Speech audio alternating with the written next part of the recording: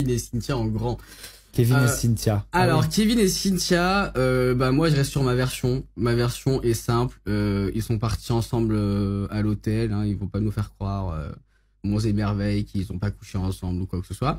Et en rentrant de soirée, il y a 3-4 jours, j'ai croisé Cynthia en marchant. C'était hilarant parce que c'était vraiment une scène de télé-réalité, genre.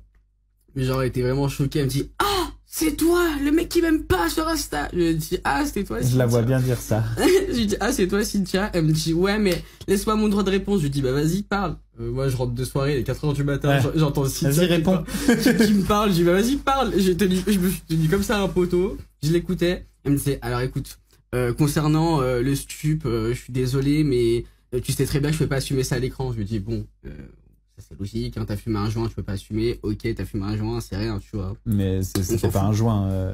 Non, c'était un joint. J'y crois pas du tout. Je te jure que c'est un joint.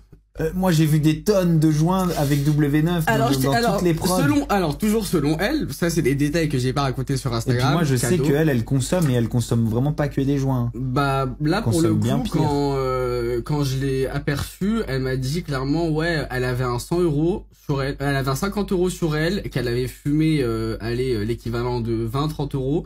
Et que quand Jazzy lui a demandé la substance, et que clairement, vu que c'était un énorme morceau qu'elle avait, il lui a dit non mais c'est pas un 50, c'est un 100 € que t'as.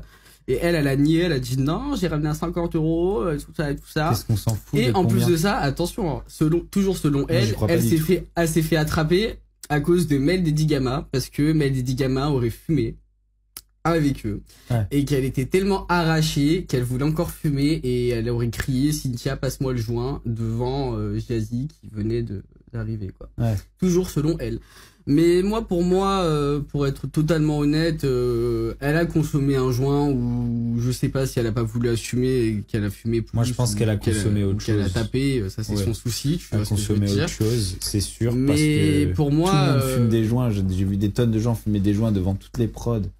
Sur le cross, sur machin, les joints, j'étais genre... Même moi, pour m'aider à dormir, un soir, j'ai fumé un joint, tu vois. Enfin, j'ai fumé sur un joint de tous les soirs. Genre, il y avait des... Mais il y a rien de mal. Et c'est ça qui m'a un petit peu étonné de me dire, mais attends, elle a quand même été virée pour du shit. J'y crois pas du tout. J'y crois pas du tout. Après, voilà, je n'ai aucune preuve de rien du tout, mais j'y crois pas du tout. Par contre, toujours selon ses dires. Par contre, je sais qu'elle a couché avec Kevin. Non, mais ça c'est sûr, ça. Ouais. Ça, c'était avéré. Et je sais qu'elle n'est pas la seule à avoir couché avec Kevin ce soir-là. Hein? Vas-y, raconte. Spill de tir, on veut savoir. Non, bah non, après, je connais l'autre personne, donc je vais pas la...